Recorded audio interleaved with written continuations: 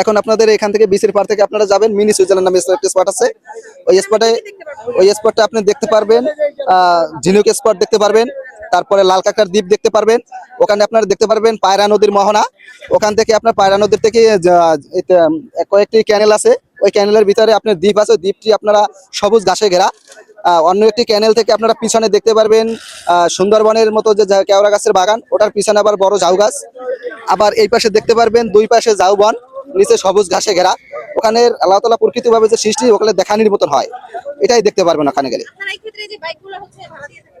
জি,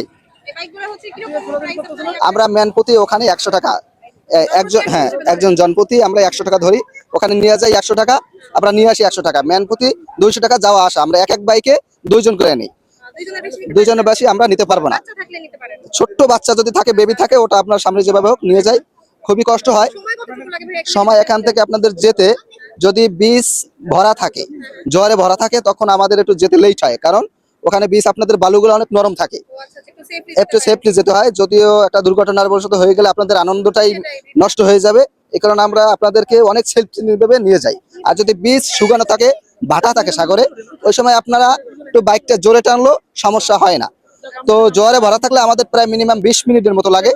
আর যদি আপনাদের বীজ শুকানো থাকে, তাহলে আপনারা 10 থেকে 12 মিনিটের মধ্যে আপনারা মিনি সুইজারল্যান্ড ওখানে পৌঁছে যাবেন।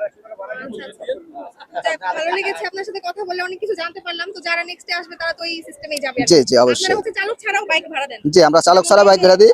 আমার হাজবেন্ড নিল একটা হ্যাঁ, বাইক, ও চালাতে পারে যেহেতু জি বাইক, অবশ্যই সেভাবে চালিয়ে যাবে। আমরা অবশ্যই তাদেরকে বাইক দিয়ে দিই, তাদের মোবাইল নাম্বার দিয়ে দিই। যদি কোনো প্রকারের সমস্যা হয়, তারা ওখানে বসে আমাদের সাথে কন্ট্যাক্ট করলে আমরা নগদ ওখানে আমরা হাজির হয়ে যাই। ভালো লাগলো ভাইয়া, থ্যাংক ইউ। Thank you. ভালো থাকবেন।